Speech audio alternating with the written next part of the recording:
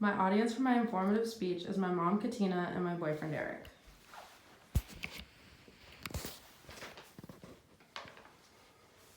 As David Letterman said, if it weren't for the coffee, I would have no identifiable personality whatsoever.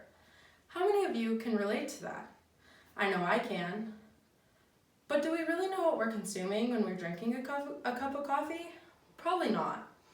Many people rely on the benefits of drinking coffee each day, but what they don't know about is the cons that come along with it, with its addictive nature and the health risks as well. Coffee is often a habit for people each day. Habits are very hard to break. Many people who do try to break a habit usually go 1 to 2 days before they resort back to what they were doing before.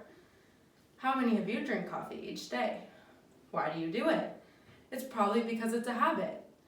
If it's not yet a habit, it might be just because it's a part of your normal daily routine, or you need the benefits of it for that day. I have read many peer-reviewed books, as well as medically issued articles that go over the topic of coffee drinking. They're also backed up by statistics on the topic.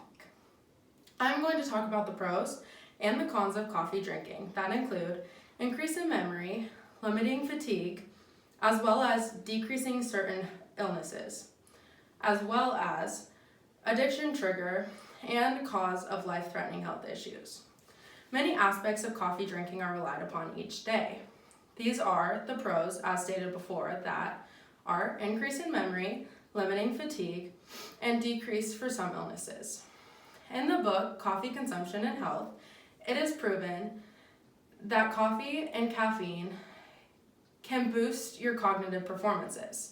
This is most effective in older adults and is most noticed in your long-term memory. But caffeine is known to boost memory overall. Along these lines, coffee is also known to reduce fatigue. This is done when the caffeine from the coffee hits your gastrointestinal tract, and which pushes the coffee out into all of your body to increase your energy throughout the day until the coffee wears off. Coffee is also known to decrease certain illnesses. These illnesses are type 2 diabetes, which is decreased by 50% upon coffee consumption, Parkinson's disease, which can be increased about 3 to 5 times more than normal if you do not drink coffee, colon cancer, which is decreased about 24% with coffee, and also suicide risk, which is decreased about 50% for people who drink coffee. Although, there are not just benefits that come with coffee drinking, there are also downfalls that are important to note too. Some of these downfalls include triggering addiction and health risks that may be life-threatening. In a study done by psychologist Laura Giuliano, caffeine addiction is real, and it warrants treatment.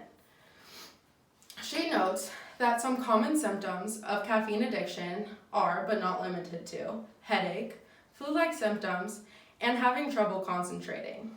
Along the lines of the cons that come with coffee drinking, there is the increased health risks. These could be life-threatening, but also they could not be. Some of these include doubling risk for stroke upon coffee consumption, increased pain for things such as arthritis and gout, decrease in the beneficial aspects of certain medications, a 40 to 60% higher chance of contracting coronary heart disease, as well as increased cholesterol levels from coffee, which later on could lead to heart attack in life. As there are many benefits and cons to drinking coffee, it is an individual decision that you have to make, whether it's right for you or not. Coffee has many effects on the lives of everyone daily. Whether it's just a quick pick-me-up to turn around for a better day, or whether you had one of the negative downfalls of coffee and now you're a little more aware of drinking it, there's many pros and cons.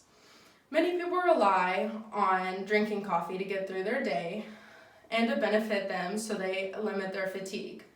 But understanding the cons of drinking coffee is very important for your health as well. Currently, there are many alternatives for drinking coffee that are considered to be healthier than coffee, but they may not be as good and they may not give you the same benefits that coffee do. So, after you do further research, it is up to you whether coffee is the way to get through your day.